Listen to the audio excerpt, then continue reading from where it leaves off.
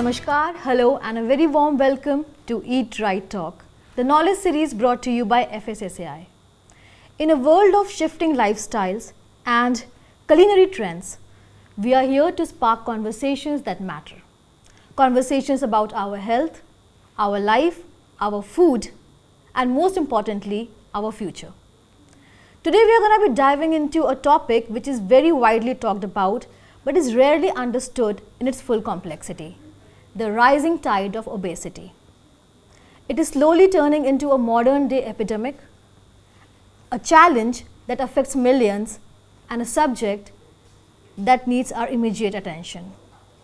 तभी तो हमारे माननीय प्रधानमंत्री नरेंद्र मोदी जी ने भी इस पर चिंता जताई है और लोगों से अपील की है कि वो अपने खाने में तेल की मात्रा को 10% कम कर दें। तो क्या हम इंडियंस एक्चुअली अपने खाने में तेल का ओवरडोज कर रहे हैं और क्या इसका सीधा इम्पैक्ट हमारी हेल्थ पर पड़ रहा है? And to help us navigate this critical issue, it is my immense pleasure to welcome our distinguished guest for today, Dr. Shiv Kumar Sareen, the Director of Institute of Liver and Biliary Sciences. Dr. Sareen's work has been instrumental in shaping our understanding of lifestyle diseases, and today his insights are sure going to be invaluable for us. So let's begin this conversation. First of all, many thanks to you, Dr. Sareen, for taking out time for this interaction. I'll be starting with a very simple yet a very real question. Do you think we Indians are consuming too much oil? Well, I think you know the answer. Yes, there is no doubt Indians consume more oil.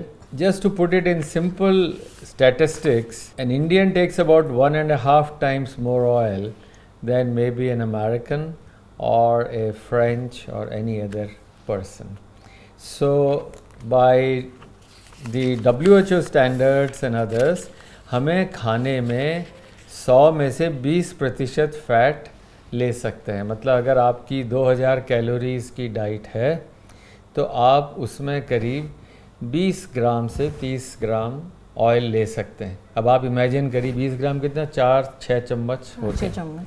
और कितना करते हैं, एक सब्जी में उतना डल जाता है। True. एक पराठे पे ही लगा देते हैं उतना सारा। तो हम अगर हिसाब लगाएं तो इंडियंस करीब 65 से 70 ग्राम ऑयल खा लेते हैं, जो नॉर्मल से बहुत ज़्यादा है। उसको फिर पचाते भी नहीं, खा जाते हैं। Those are some really startling facts. Yes. So, doctor, when you look around and when you see people of all ages, indulging in different food items like pakoras, bhaturas, French fries, and all of that, so does it make you a little angry inside as a doctor? एक samosa, normal samosa है, उसमें करीब 15 से 20 gram oil होता है। तो एक samosa normal average में करीब 250 से 300 कैलोरीज है, उसके अंदर इतना ऑयल है। पकौड़ा सिमिलरली बड़ी अच्छी चीज़ है, बारिश का मौसम है, अगर आपने पकौड़े नहीं खाए तो बारिश कैसे, मज़ा ही नहीं है। True. पर एक पकौड़े में लगभग 50 ग्राम का अगर आप पकौड़ा मान के चलें तो उसमें भी ऑयल की क्वांटिटी 15 ग्राम के करीब 10 से 15 ग्राम हो जाए। तो पकौड़ा समोसा ठीक। अच्छा, घर पे आप बनाओ तो क्या करते हो, बना करके उसको फिर कपड़े से या टिश्यू पेपर से उसको ऑयल निकाल देते हो। बाहर आप ये सब नहीं कर सकते। याद रखिए कि एक पकौड़ा या एक समोसे या सिमिलरली, अच्छा वो लोग पिज़्ज़ा, इन सब चीज़ों के अंदर वही हम लोग समोसा पकौड़े इनको क्यों दोष दें? आप ब्राउनीज हैं या आप पिज़्ज़ाज़, फ्रेंच फ्राइज। अच्छा, फ्रेंच फ्राइज में आपको मालूम कितना ऑयल होता है? कितना, सर बताइए। मीडियम फ्रेंच फ्राइज आप ले लीजिए, करीब 250 से 350 कैलोरीज होंगी, ज़्यादा भी हो सकती हैं अगर रियल फ्रेंच फ्राइज़ हैं, और उसमें ऑयल की क्वांटिटी 40 ग्राम के आसपास हो सकती है। अच्छा, 1 ग्राम ऑयल में 1 ग्राम घी में 9 कैलोरीज होती हैं। तो अगर आपने सपोज करिए 30 ग्राम तेल उसमें आ गया या घी आ गया तो 270 कैलोरीज हो गई। तो इसलिए ऑयल सबसे ज़्यादा कैलोरी का सोर्स है। अब सर आप एक आम आदमी की लाइफ देख लीजिए, सुबह उठते ही चाय, शाम को फिर एक कप चाय, साथ में बिस्किट या नमकीन। तो ये जो छोटी छोटी स्नैकिंग की आदतें हैं हमारी, ये किस तरह से हेल्थ को इम्पैक्ट करती हैं और ओबेसिटी में कितनी बड़ी कंट्रीब्यूटर्स हैं ये? शुगर जो है उसकी क्वांटिटी भी हमें लिमिट का हमें समझना है कि भाई हमें कितना शुगर खाना है। जैसे एक व्यक्ति के लिए पूरे दिन में करीब 10 से 15 चम्मच चीनी अलाउड है, पर उसमें आपने मिठाई भी खा मिठाई ली, भी खा ली, आपने मैंगो भी खा लिया, और फिर उसके अलावा भी 15-20 चम्मच चीनी ले ली, तो वो ठीक नहीं। WHO कहता है कि 5 से 10% पूरी कैलोरीज का आप शुगर के फॉर्म में ले सकते हैं। पर हाँ, अगर उसके साथ आपने बिस्किट ले लिए, अच्छा रस्क का बड़ा शौक है, रस्क खाए जाते हैं, वो डब्बा भर के आता है, अगले दिन फिर डब्बा आ जाता है। तो रस्क या बिस्किट्स जो हैं, they are ultra processed in a way, उनमें सारी क्वालिटीज़ चेंज हो जाती हैं। तो चाय ठीक है, पर ज़्यादा स्नैक्स खाना ठीक है। सर ये जो इन बिटवीन द मील्स हम लोग स्नैकिंग करते हैं, वो कितनी बड़ी कंट्रीब्यूटर्स हैं ओबेसिटी में? ये बहुत ज़्यादा कंट्रीब्यूट करती हैं। भगवान का सिस्टम है कि भाई आप इतने इतने समय पे खाना खाओ। जैसे सॉलिड फूड है, वो करीब 3 से 4 घंटे से पेट में से निकलता है। पानी है, लिक्विड्स हैं, वो आधे से 1 घंटे में निकल जाते हैं। अच्छा, पुराना खाना पड़ा रहे और उसके ऊपर और खाना डाल लें तो बेचारा पेट कहाँ तक झेलेगा। तो इसलिए याद रखें कि हमें दिन के अंदर सुबह का नाश्ता लिया या दिन के अंदर लंच लिया, शाम को थोड़ा सा ज़रूर चाय या स्नैक्स ले सकते हैं थोड़े से, और रात का खाना खाएं। और हाँ, 40 के ऊपर हो जाएं तो फिर एकाहारी हो जाएं, मतलब शाकाहारी मांसाहारी नहीं, एकाहारी हो जाएं, उसके साथ ही आपका जीवन अच्छा बीते। पर इन बिटवीन जो बार बार खाने की, जैसे चरने की आदत होती है ना, या चढ़ता ही रहता है वो, तो हर आधे घंटे में या तो चिंगम खाएगा यंगस्टर्स जो है, या फिर और कुछ खाए, ये आदत ठीक नहीं है। इससे क्या है, एक तो माइंड बराबर स्टिमुलेट होता है, कभी कूल डाउन नहीं होता, और कैलोरीज ऐड होती जाती हैं। सर हमारे किचन में ऐसी कौन कौन सी चीज़ें हैं जो कि ओबेसिटी में कंट्रीब्यूट करती हैं?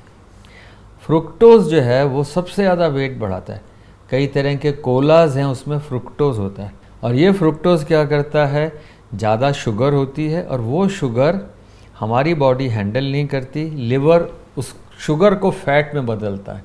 तो सबसे कॉमन कॉज हमारे फैटी लिवर का, वेट बढ़ाने का, फैट नहीं शुगर है, और ये शुगर है फ्रुक्टोज।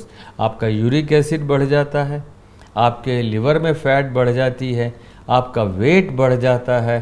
तो मैं कहूँगा कि sugar is a bigger culprit, और हमें चीनी, इस तरह की चीनी फ्रुक्टोज वाली, वैसे ग्लूकोज वाली भी कम रखें।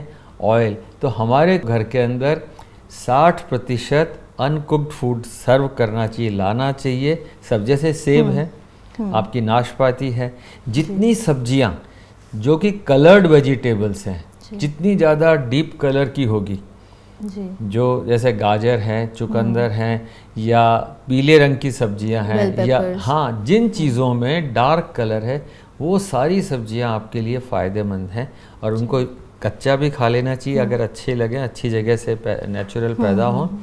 और अवॉइड करें किचन के अंदर ऐसी चीज़ें लाना जो कि बच्चों को लालच तो देंगी पर नुकसानदायक है। इनको हम कहते हैं ultra processed food. Ultra processed हैं, उनसे पेट नहीं भरता। स्नैक्स हैं, अब आप दिन भर स्नैक्स खाए जाएंगे, वो बाज़ार के पैक्ड स्नैक्स जो हैं वो सारे के सारे हाई शुगर, हाई सॉल्ट वाले, हाई कैलोरी वाले हैं। जीभ को तो अच्छे लगते हैं पर जीवन को दुखी कर देते हैं। सर ऐसा है कि हमारे घरों में तो घी हो गया या तेल हो गया, ये एक इमोशन की तरह है। माँ कहती है कि बिना तड़के के खाना अधूरा है। तो रोज़ाना के लाइफ में हमें कितना ऑयल कंज्यूम करना चाहिए? कोई प्रैक्टिकल मेजर आप बता दें जो हमारे व्यूअर्स फॉलो कर सकें। बिना घी के तो प्यार दिखता ही नहीं ये पर हाँ, इमोशन बन गया है। प्यार दिखता है, दिखाने के कई तरीके हैं, मतलब उनका प्यार और आपका दिखावा, आप हो जाते हैं हेल्दी। पर कोई बुराई नहीं है, बर्थडे पे, राखी पे, दिवाली पे, ये सब चीज़ों पे आप ज़रूर अपना प्यार दिखाएं, पर कभी किसी को फोर्स ना करें खाने के लिए।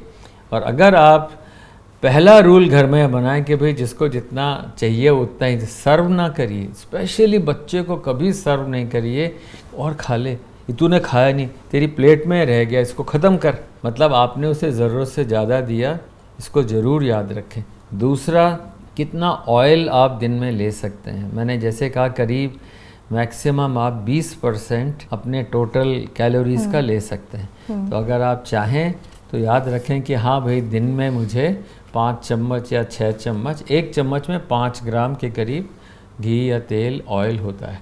तो अपने लिए स्पेशल ओवर जो लाते हैं, मतलब बाकी सब्जी में बनाया और डाल दिया, पर आपने उसके अलावा जितना डाला तो ऑयल का ध्यान रखें, जितना कम लेंगे वो आपके लिए फ़ायदेमंद रहेगा। So can you please tell us what are the different health risks which are associated with obesity? बड़ा इम्पोर्टेंट सवाल है। Obesity is a life long process. इसको याद रखें कि आज मोटा है तो करीब करीब वो हमेशा ऊपर नीचे होता रहेगा। ओबेसिटी के साथ बहुत सारे रिस्क हैं। ओबेसिटी आपको दुख देगी। क्या क्या दुख दे सकती है? आपका वेट बढ़ता जाएगा, एक्टिविटीज़ कम हो जाएंगी, लिवर में फैट का होना, डायबिटीज़ का होना, हार्ट डिजीज़ का होना, ब्रेन में स्ट्रोक का होना, हड्डियों का कमज़ोर होना, उनका भुरभुरा होना, और सबसे ज़्यादा जो बात है, आपकी एनर्जी लेवल एकदम कम हो जाएगी, किडनीज़ वीक हो जाएंगी। तो ओबेसिटी जो है एक तरह से मल्टी सिस्टम डिजीज़ है। और ओबीज़ आदमी, हर ओबीज़ आदमी में हर बीमारी नहीं होती। मैं ये कहूँगा कि करीब 80% ओबीज़ लोगों में तो बीमारी हो जाती, 20% मोटे तो होते हैं पर बीमार नहीं होते। अगर मोटा व्यक्ति या महिला है, उनके बच्चों में बीमारियां बढ़ने लग जाती हैं। अच्छा, ये लोगों को पता ही नहीं कि मोटा कौन होता है। मैंने एक छोटा सा दोस्तों के साथ में बातचीत की कि मोटा कौन होता है, तो सबने कहा साहब मोटा तो मोटा होता है, आपको नहीं पता। पर मैं ये बताना चाहूँगा कि मोटापे को दो तरह से नापना चाहिए। एक तो आपने देखी लंबाई कितनी है और वज़न कितना है।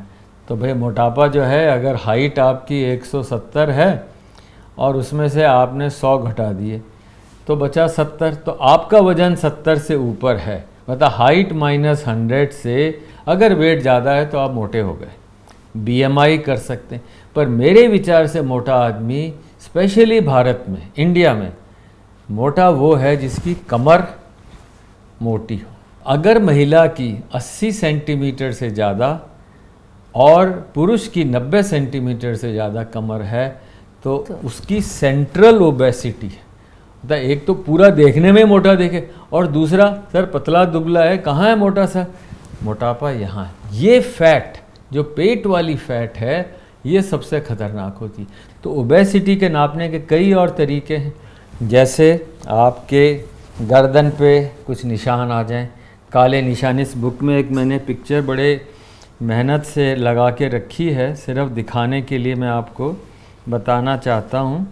ये फ़ोटो अगर आप देखेंगे तो गर्दन पे अगर काले निशान हैं या यहाँ मस्से हैं, तो मस्से और काले निशान से तुरंत आप कह सकते हैं कि ये मेटाबॉलिकली अनहेल्दी है। मोटा तो नहीं है पर मेटाबॉलिकली अनहेल्दी है। ऐसे व्यक्ति ओबेसिटी एक बीमारी की तरह उनको परेशान कर सकती है। सर, ये एक बहुत ही इम्पॉर्टेंट पीस ऑफ इंफॉर्मेशन दी है आपने हमें कि मोटापे के इंडिकेटर्स क्या हैं।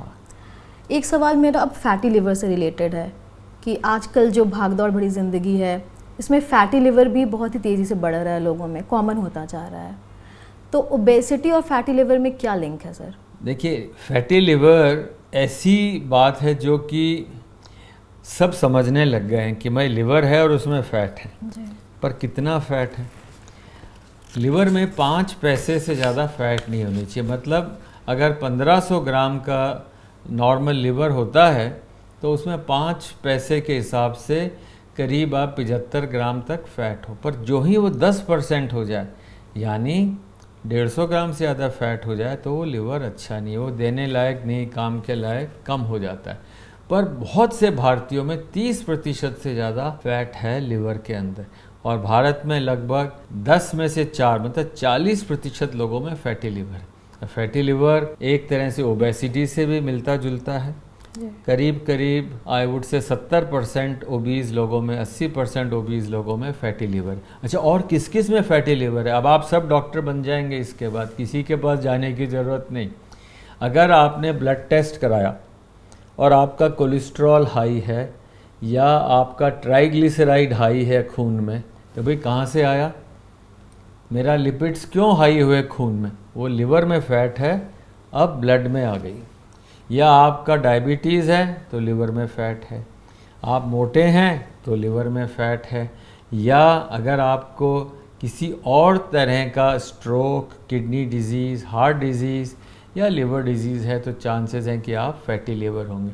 तो मोटापा, high cholesterol, high sugar, high triglyceride, ये सारे व्यक्ति फैटी लिवर के हैं और मोटापे से इनका बहुत रिश्ता है। तो मैं सिंपल भाषा में कहूँगा कि हर पतला स्वस्थ नहीं है और हर मोटा अस्वस्थ नहीं है। ओबीस को बुरी नज़र से मत देखिए, क्योंकि वो ओबीस अपने कारणों से ओबीस नहीं हुआ। लाइफस्टाइल अगर चेंज कर ले वो व्यक्ति या अपना समझ कर ले तो, और समाज को उन्हें बुरा नहीं मानना चाहिए, उन्हें अपनाना और ठीक करना चाहिए। जी बिल्कुल, एक स्टिग्मा एसोसिएटेड हो गया है सर ओबेसिटी के साथ, वो नहीं होना चाहिए। नहीं होना चाहिए। सर इसके पहले वाले आंसर में आपने चाइल्डहुड ओबेसिटी के बारे में बात किया था, तो आप पेरेंट्स को क्या सलाह देंगे कि वो कैसे अपने बच्चों को ओबेसिटी से बचा सकते हैं? तो आपने बहुत अच्छा सवाल किया है। देखिए, अगर आप गाड़ी लें और गाड़ी के अंदर मैन्युफैक्चरिंग में ज़रा डिफेक्ट हो इंजन में, तो गाड़ी बनाना बंद कर देते हैं, है ना। अगर उसमें मालूम पड़ा कि साहब क्लच ठीक नहीं है तो क्लच प्लेट ठीक करते हैं। तो सबसे पहली सलाह है, जो बीज दोष उसके ऊपर ध्यान रखें कि बच्चे तभी पैदा करें जब आप स्वस्थ हों और मोटे नहीं। दूसरा, अभी भारत में 5 साल से कम स्कूल गए नहीं बच्चों के अंदर मोटापा करीब करीब 4% 5%। कि हाँ, ध्यान रखिए, आप ही उनके डॉक्टर हैं, उन्हें डॉक्टरों के यहाँ नहीं ले जाना है। आप जो खाएंगे, जो करेंगे, वही बच्चे करेंगे। आप स्वस्थ रहेंगे और उन्हें कम से कम स्कूल के अंदर 1 घंटा पूरा अच्छा एक्सरसाइज और व्यायाम हो, बच्चे मोटे नहीं होंगे। अगला भारत का जो नया जनरेशन है वो हेल्दी होगा। तो सर आपने चाइल्डहुड ओबेसिटी के बारे में अभी हमें बताया। Now I want to ask you, if you had to give 3 golden rules for families so that they can prevent obesity as well as liver diseases, what would they be? First is don't outsource your health. जैसे हम कहते हैं ना, छोटा बच्चा है, जरा सा पेट दुखा, डॉक्टर के ले गए, जरा सा कुछ हुआ, आपको खांसी जुकाम, डॉक्टर के चले गए। फॉर मी, बच्चों के लिए माँ से बड़ा कोई डॉक्टर नहीं। तो माँ को मालूम होना चाहिए कि कब खिलाना है, कब नहीं खाना। अगर उसके पेट में दर्द है तो थोड़ा खाना रोक लीजिए, उल्टी दस्त की वेट नहीं करिए कि तभी रोकेंगे। क्या खाना है, क्या नहीं खिलाना, तो सबसे पहले ये। और अगर वो बच्चे को स्वस्थ रखेंगी, अगर उसको रोज़ 2 घंटा मिनिमम खेलने का टाइम दिया जाए तो बच्चा हमेशा स्वस्थ रहेगा। मतलब पसीना आए, दौड़े, कंपटीशन में जाए, घर बैठ के टीवी ना देखे। तो first thing is for the child that don't outsource it to doctors. 40 साल तक बच्चे को, व्यक्ति को डॉक्टर के यहाँ नहीं जाना है। मतलब भगवान ने एक मशीन बनाई है, बॉडी दी है, उसको वारंटी पीरियड, जैसे कार का वारंटी पीरियड 5 साल है कि भाई हाँ देख के लेते हैं, 5 साल तो चलेगा, टायर भी चलेगा, इंजन भी चलेगा। तो भगवान ने जो बॉडी बनाई है 40 साल तक बिना निरोगी, बिना डॉक्टर के रखें, ये पहला नियम घर का होना चाहिए। तो फर्स्ट रूल है don't outsource the health to doctors. दूसरा जो गोल्डन रूल है वो है कि कब खाएं, कितना खाएं और क्या खाएं। एक फिट इंडिया मूवमेंट बहुत इम्पॉर्टेंट है, ईट राइट मूवमेंट है, और FSSAI इतना उस पर प्रयास कर रहा है। पर एज ए डॉक्टर मेरी हम्बल सबमिशन है, 3-4 चीज़ों को याद रखें, भूलें नहीं। पहला कि सूर्यास्त के बाद खाना अवॉइड करें और सूर्योदय से पहले खाना अवॉइड करें। मतलब 12 घंटे की अपने आप फास्टिंग हो जाएगी और पेट में जो आप खाते हैं वो आपके बैक्टीरिया हज़म करते हैं। आप सोचते हैं मैंने खाया और अंदर चला गया, नहीं। उस खाने को तोड़ना, पचाना, उसके अंदर से अलग अलग गुणकारी चीज़ें निकालना, ये पेट के बैक्टीरिया का काम। भाई उनको भी तो आराम करने दो ना। आप हर थोड़ी थोड़ी देर में खाओगे और रात को खाओगे तो बेचारे बैक्टीरिया कब अपने आप को नॉर्मल, दे आर कमेंसल्स, करीब 1.5 किलोग्राम के बैक्टीरिया आंतों में होते हैं और उनका काम ही यही कि आपको स्वस्थ रखें। तो दूसरा काम है कि आपको खाना कब है। तीसरा उसी खाने का भाग है क्या खाएं। तो हमें वो चीज़ें खानी चाहिए जिससे हम लक्कड़ हजम, पत्थर हजम वाले हो जाएं, आपके बैक्टीरिया इतने स्ट्रांग हो कि हम ठीक रह सकें। उसके लिए करीब करीब 50 से 60% नेचुरल अनप्रोसेस्ड अनकुक्ड फूड होना ज़रूरी है। तीसरा खाना जो हमारे लिए ज़रूरी है, हाउ मच टू ईट। अच्छा, पहले एक बहुत सिंपल था, हमारे फादर भी खाना एक बार ले लो जितना लेना है ना, सेकंड सर्विंग नहीं लेना है। और मेरा उन पे बहुत ज़्यादा इस बात पे मेरा क्लियर माइंड है कि खाना जितना आपके पेट में जगह है उसका 60% ही खाएं। उसको हजम करने के लिए मशीन अगर आप पूरा आगे तक भर देंगे तो कुछ भी नहीं मशीन चलेगी, तो फिर खाना ऊपर आएगा। आप कहोगे जी एसिडिटी हो गई मेरे, वो पेट वाला एसिड जो पेट में रहना चाहिए ऊपर आ जाएगा। तो एसिडिटी से बचना है। खाना अगर आपको हजम करना है, पचाना है, तो जितने पेट में जगह है उससे कम खाएं, उसको थोड़ा सा डिवाइड कर लें। और खाने के साथ पानी कभी ना पिएं। दूसरा ये गोल्डन रूल है, how much to eat, what to eat and when to eat. और थर्ड जो बड़ा इम्पॉर्टेंट है वो है निरोगी काया। गोल्डन रूल है निरोगी काया के लिए एक बहुत अच्छी नींद। दुनिया में 2.5 सुख, पहला सुख है निरोगी काया, दूसरा रात की अच्छी नींद, कोई नहीं दे सकता आपको, आप ही ले सकते हो। और तीसरा बाकी आधा सुख पूरी दुनिया है। तो निरोगी काया के लिए निरोगी होइए, slim and fit and agile, है ना, फिट इंडिया भी है उसके अंदर। तो मैं कहूँगा कि खाना ऐसा खाएं कि आप मिल्खा सिंह जैसे हों, दौड़ सके। भोजन भी ऐसा करें जिसमें कि 24 घंटे पता ही नहीं लगे कि ये आदमी कभी थकता ही नहीं है। पर सोना पूरा है, 7 आवर ऑफ स्लीप, 7 घंटे की अच्छी नींद, उसको अर्जित करें। और 3 मेरे जो गोल्डन रूल हैं उसमें थर्ड एक और, चाहे फोर्थ हो सकता है, दवाइयाँ ना लें। डॉक्टरों को दोस्त रखें, उनसे मतलब बातचीत करते रहें, डॉक्टरों से उनसे प्यार मोहब्बत रखें, पर दवाई ना लें। सलाह ले लें, दवाई ना लें। दवाइयाँ तभी लें जबकि पहले सारे नियम आपके कम हो जाए। मतलब भोजन भी आप ठीक कर रहे हो, सब कुछ ठीक है। Avoid taking medicine because every medicine is different. So make your body so strong that you do not need medicine. Of course कभी कभार बहुत सीवियर कोई इन्फेक्शन हो जाए, कोई और इंजरी हो जाए तो मेडिसिन ठीक है, otherwise try and make your self invincible. आपने इसके बारे में बात करी है, eating right at the right time के बारे में, आप थोड़ा सा उस पर प्रकाश डाल सकते हैं? What do you mean by eating right at the right time and why is it important? देखिए, हम सबसे सुबह जो ब्रह्म मुहूर्त है वो सबसे अच्छा समय होता है। उस समय बॉडी में सारी एनर्जी होती है, सारे हार्मोन्स उसी समय सिक्रीट होते हैं। तो उस समय मतलब आप you are amongst the best part of the thing. अगर आप रात 2 बजे सोएंगे और फिर सुबह सोचेंगे 4 बजे बॉडी नॉर्मल हो, खाना हजम कर लेगी, तो नहीं होगा।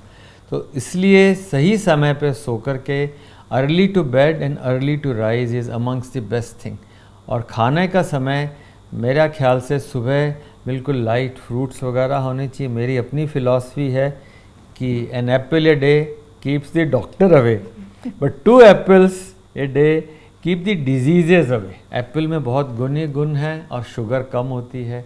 आपने अमरूद है, ये सारी चीज़ें, सेब है, ये खाने में लें। Don't live to eat, eat so that you live long enough.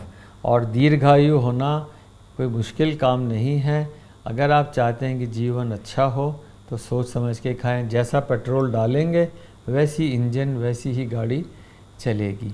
और हमेशा अपनी हड्डियों को अपनी उम्र से 10-15 साल यंग रखने की कोशिश करिए, बीमारियां आपसे दूर रहेंगी। पर आप बैठे रहेंगे, आपने देखा कोई कबूतर बैठा रहता है, उड़ता है, कोई पक्षी बैठा रहता है, उड़ता है, अगर वो नहीं उड़ेगा तो गया। तो अपने आप को, अपनी हड्डियों को चलाइए और अपने से यंगर आदमी से उसके बराबर रखिए। 50 साल के बाद हड्डियाँ, मसल्स धीरे धीरे वीक होने लगती हैं, तो ओबेसिटी बच जाएगी, हड्डियाँ ठीक रहेंगी, तो आप दौड़ सकते हैं और ठीक हो सकते हैं। सर, ये तो हो गई लाइफस्टाइल से related tips. Now if I ask you to share 5 tips, like 5 food habits that people should follow in their lives to stay fit and stay healthy, what would they be? एक Murphy का law है, Murphy's law says कि दुनिया में whatever is good is either sweet और illegal और fattening। जो अच्छा होता है ना, वो तीनों उसमें ये होता। अगर आपको मालूम है कि यार इतना बड़ा केक खा लिया और उसके बाद एक आइसक्रीम खा ली तो मेरे को तो रात में 800 कैलोरी एक्स्ट्रा चली गई, आपको मालूम है, और आपने फिर भी खाई, तो वो खराब करेगी। तो फर्स्ट रूल जो मेरा टिप है कि यू मस्ट नो कि you are not a dustbin. आप जो खा रहे हो वो आप सोचो कि आपके ऊपर कैसा लगेगा, और हाँ वंस इन ए वाइल ठीक है, but not as a routine. दूसरा आपको ये याद रखना है कि जो आप खाते हैं अगर वो चार्टर्ड अकाउंटेंट की तरह होना चाहिए। Energy in energy out, calorie in calorie out must be balance. एक दिन आप गए पार्टी में बहुत सारा खा लिया, ठीक है भाई, अब दोस्तों ने खिला दिया, तो अगले दिन फाका मारना है। खाना नहीं खाना, फाका मारना है जिससे पिछले दिन का कवर हो जाए, नहीं तो वो ऐड ऑन होता जाएगा।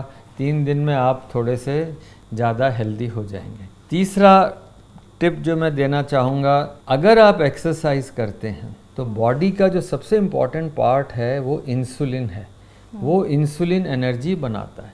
जो ही आप एक्सरसाइज करते हैं आपकी इंसुलिन ग्लूकोज को यूज़ कर लेती है। अगर आप इंसुलिन नहीं बनाएंगे, इंसुलिन यूज़ नहीं करेंगे तो मोटापा आने लग जाए। तो फैटी लिवर का जो सबसे मेजर पार्ट है कि लिवर के सेल्स में फैट आ जाती है, उसमें इंसुलिन काम नहीं कर पाती, और ज़्यादा इंसुलिन बनती है, और ज़्यादा इंसुलिन बनती है, धीरे धीरे फैटी लिवर वाले का पैंक्रियाज बैठ जाता है और डायबिटीज़ हो जाती। तो फैटी लिवर डायबिटीज़ से 10 से 15 साल पहले, हार्ट डिजीज़ से, ब्लड प्रेशर से 10 से 15 साल पहले फैटी लिवर, मतलब अगर आज फैटी लिवर है 5 साल के बच्चे में, तो अंदेशा रहेगा कि जब ये 20 साल का होगा तो इसको शुगर, इसको बीपी हो सकता है। फैटी लिवर की स्क्रीनिंग करानी चाहिए। फैटी लिवर अगर है बच्चों में, जिसका आजकल बहुत ज़्यादा इंसिडेंस हो गया है, तो उनको बचाना चाहिए, फैट लिवर से कम करनी चाहिए। चौथा टिप है कि अगर एक्सरसाइज करते हैं तो वो मसल्स करीब 48 घंटे तक सेंसिटिव रहते हैं। हम कितनी एक्सरसाइज करनी चाहिए, ये भी एक छोटा सा वो है कि थोड़ा सा दर्द होना चाहिए मसल्स में कि यार हाँ रेजिस्टेंस एक्सरसाइज, दौड़ें, साइकिल चलाएं तो थोड़ा सा लगे, हाँ दिन भर थोड़ा थोड़ा, वो मसल्स दिन भर एक्टिव रहेंगी, आपका ग्लूकोज यूज़ होएगा, आप मोटे नहीं होंगे। और हाँ, पसीना आने के बाद, पसीना आने तक वार्म अप है। लोग कहते हैं सर 3 किलोमीटर घूम आया, मैंने 10,000 स्टेप चल लिए, पसीना तो आया ही नहीं। पर जब तक आपको पसीना नहीं आया, तब तक हार्ट रेट नहीं बढ़ी आपकी, तब तक वो फ़ायदेमंद नहीं है। चौथा टिप है कि एक्सरसाइज में रेजिस्टेंस एक्सरसाइज, पसीने में नहाना पहले तो होता था ना, आजकल एयर कंडीशनिंग एक्सरसाइज एसी में करते हैं, वो पसीना बहता ही नहीं है। पसीना बहाना बहुत ज़रूरी है, उसी से सेहत मिलती है। बिना मरे स्वर्ग नहीं पहुंचता आदमी, तो बिना पसीना बहाए बहुत मुश्किल है हेल्थ का ना। So for those of us who are already obese and they are like कि अब तो काफ़ी लेट हो गया, अब कुछ नहीं किया जा सकता, सो व्हाट वुड यू से टू देम? बहुत ही अच्छा देखिए, ये मत सोचिए कि अपनी तो निकल गई, ऐसा मत सोचिए। अगर आपने थोड़ी देर के अंदर भी पता लगा, या आपको अब पता लग गया कि भाई थोड़े मोटे हैं, तो आप देखेंगे कितने जल्दी आप ठीक हो सकते हैं। इसमें बहुत मेहनत की ज़रूरत नहीं है, समझ से काम लेने की ज़रूरत कि भाई आप अगर बैंक में इतना पैसा आ गया कि इनकम टैक्स वाले रेट डाल देंगे, तो उसे कैसे ठीक करें? यार खर्चा ज़्यादा करो, कमाई कम करो, खाना कम थोड़ा सा करेंगे और थोड़ा सा खर्चा ज़्यादा करेंगे। जैसे आपने गाड़ी पार्क कर दी 500 मीटर दूर, 1 किलोमीटर दूर, ऑफिस पैदल गए, अरे भाई लिफ्ट नहीं लो, धीरे धीरे सीढ़ी चढ़ के जाओ, 25 बार ऊपर नीचे हो। और ज़्यादा आपको मुश्किल हो रही है तो भाई ठीक है, आप अपने बच्चों को घुमाने लेते जाएं, बच्चे घूमें, आप थोड़ा दौड़ करके उनको दिखाएं। मतलब एक्सरसाइज एंड ये बहुत ज़रूरी, थोड़ा फिट रहने की कोशिश करें। और हाँ, अगर आप करेंगे, चाहे 75 साल के हों, सर उसकी तो हड्डियों में बड़ा दर्द होता है, सर वो तो चल ही नहीं सकता, सोटी लेके चलता है, तो गुब्बारा फुलाएं। दिन के अंदर 10 बड़े गुब्बारे फुलाएं। एक गुब्बारा फुलाना मतलब करीब 100 मीटर चल लेना। उनसे कहिए गुब्बारा फुलाएं, हाथ की एक्सरसाइज करें। मतलब हिले डुले बिना हरकत के बरकत नहीं मिलेगी। तो याद रखें कि every age is a good age for exercise. आप लेटे हैं, सर मैं तो लेटा हुआ नहीं, अरे भाई छत से लेकर के कर सकते। It is the mind set, it is the attitude, and the attitude will define the health attitude. So remember, किस एल्टीट्यूड पे आप पहुंचना चाहते हैं, दुखी होके, बीमार होके, अस्पताल में जा कर के ये सीखें, जाने से बच जाएं और बाकी दोस्तों को भी बचाएं। हमारा आखिरी सवाल है, this is often said that liver is the silent and the most vital organ of our body, silent warrior, it is said that. So what are some important tips that you would give to keep the liver healthy? हाँ, देखिए, liver और खून बनना ये एक सिक्के के दो पहलू हैं.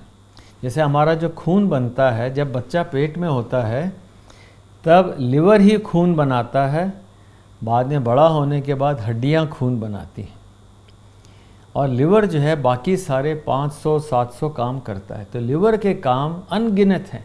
3-4 मैं आपको गिनाता हूँ. आपकी ब्लड शुगर को पेंक्रियाज कंट्रोल नहीं करता, लिवर करता है. आपकी बॉडी की फैट को, कोलेस्ट्रॉल को कंट्रोल करता है लिवर.